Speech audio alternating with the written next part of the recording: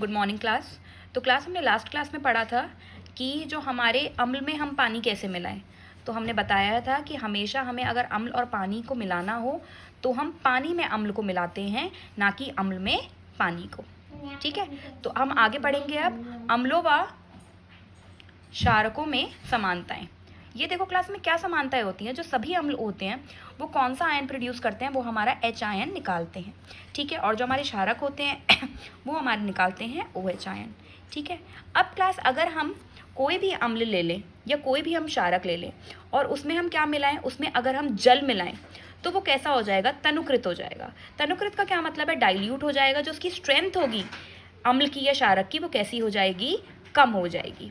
ठीक है, अब क्लास इसमें क्या होता है, जल में मिलाने पर जो आयन की सांद्रता होती है हाइड्रोनियम आयंस की या फिर हाइड्रोक्साइड आयंस की, प्रति इकाई आयतन में भी कमी हो जाती है। अब क्लास वो कैसे होती है, सपोज ये देखो मेरे पास इतना बीकर था, मेरे पास इतना एसिड था। ठीक है, तो ये मेरे यहाँ पर कुछ आयंस है। ठीक है, अब मैंने क्या करा, इसमें मैंने पानी मिला दिया। ठीक है, इसमें मैंने पानी मिला दिया। अब मेरे ये क्या होंगे, मेरे आयंस ये दूर दूर हो जाएंगे।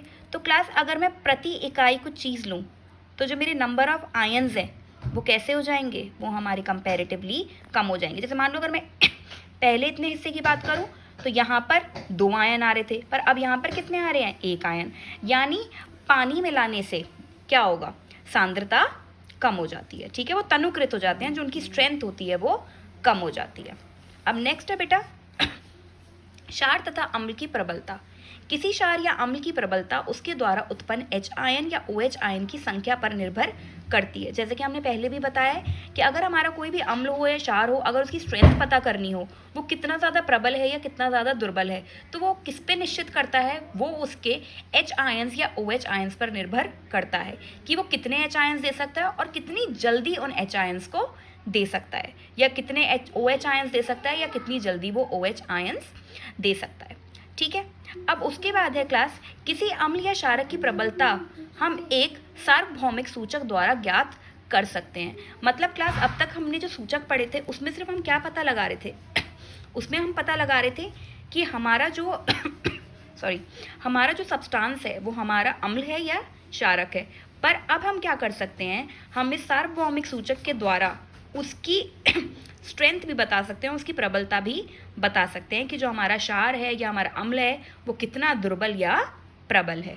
ठीक है, अब ये देखो क्लास जो सार्वभौम सूचक होता है, इसको इंग्लिश में हम यूनिवर्सल इंडिकेटर बोलते हैं, और ये क्या होता है, ये अनेक सूचकों के मिश्रण से बनता है। ठीक है, यह सूचक, अब ये देखो क्लास इसमें सबसे इंपॉर्टेंट बात यह है कि यह सूचक किसी विलयन में H आयंस की विभिन्न सांद्रता को विभिन्न रंगों से प्रदर्शित करता है।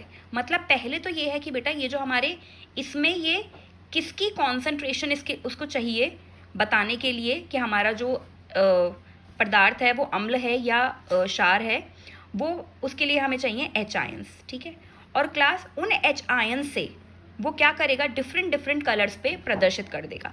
मतलब कि अगर मान लो हमारा कोई दुर्बल अम्ल है तो उसके लिए डिफरेंट कलर आएगा। ठीक है, अगर हमारा प्रबल अम्ल है तो उसके लिए डिफरेंट कलर आएगा, दुर्बल क्षार है तो उसके लिए डिफरेंट कलर आएगा, और प्रबल क्षार है तो उसके लिए भी डिफरेंट कलर आएगा। ठीक है, अब क्लास नेक्स्ट इसको नापने के लिए बेटा हम यूज़ करते हैं pH स्केल का। ठीक है, अब ये देखो किसी विलयन में उपस्थित H आयन की सांद्रता ज्ञात करने के लिए एक स्केल विकसित किया गया है जिसे pH स्केल कहते हैं। अगर क्लास किसी विलयन में हमें क्या बताना है कि हमारे कितने H आयंस की कॉन्सेंट्रेशन है, मतलब उसकी सांद्रता कितने हमारे H आयंस हैं, तो उसके लिए एक स्केल विकसित करा गया है जिसको हम बोलते हैं pH स्केल। ठीक है, pH में जो P होता है बेटा उसका मतलब होता है पोटेंस। ठीक है, ये एक जर्मन शब्द है और इसका मतलब होता है शक्ति। ठीक है, ये बेसिकली क्या बताएगा, शक्ति बताएगा कि हमारा जो अम्ल है वो कितना शक्तिशाली है या हमारा जो क्षार है वो कितना शक्तिशाली है। जैसे कि मान लो क्लास जो ये स्केल होता है, ये स्केल 0 से 14 तक का pH ज्ञात करने के लिए उपयोग में लाया जाता है। मतलब इस स्केल के द्वारा जो pH है वो हम कहाँ से कहाँ तक ज्ञात कर सकते हैं, 0 से 14 तक। ठीक है, अगर मान लो pH हमारा किसी वस्तु का 7 आता है तो वो कैसा होगा, उदासीन विलयन होगा, मतलब न्यूट्रल होगा। जो उसमें क्षारक और हमारे जो अम्ल होंगे वो एक दूसरे के प्रभाव को समाप्त कर चुके होंगे। अगर मान लो हमारा जो पीएच है वो अगर हमारा 7 से कम आ रहा है तो वो हमारा विलयन कैसा होगा? वो हमारा विलयन अम्लीय होगा। अगर हमारा जो पीएच है वो 7 से ज़्यादा आ रहा है तो वो विलयन कैसा होगा? तो विलयन हमारा वो क्षारीय होगा। तो क्लास इन पीएच की मदद से हम बता सकते हैं कि हमारा जो विलयन है वो क्षारीय है, उदासीन है या अम्लीय है। अब क्लास देखो जैसे कि इस डायग्राम को देखो, यहाँ पर मैंने तुम्हें बताया जो पीएच स्केल है वो उसकी रीडिंग कहाँ से होती है? 0 से 14 तक 0 से 14 तक होती है और बिल्कुल मिडल में हमारा कैसा विलयन शो होता है? बिल्कुल उदासीन। अगर किसी चीज़ का पीएच 7 आ रहा है तो इसका मतलब वो कैसा विलयन है? उदासीन है। अगर मान लो क्लास पीएच की वैल्यू मैं 7 से घटाती जाऊं तो जो मेरे अम्ल हैं उनकी प्रबलता बढ़ती जाएगी। मतलब मान लो 6 है, 5 है, 4 है, तो अगर मैं 4 और 6 को कंसीडर करूं तो कौन सा अम्ल ज़्यादा प्रबल होगा? तो हमारा 4 वाला अम्ल ज़्यादा प्रबल होगा। ठीक है।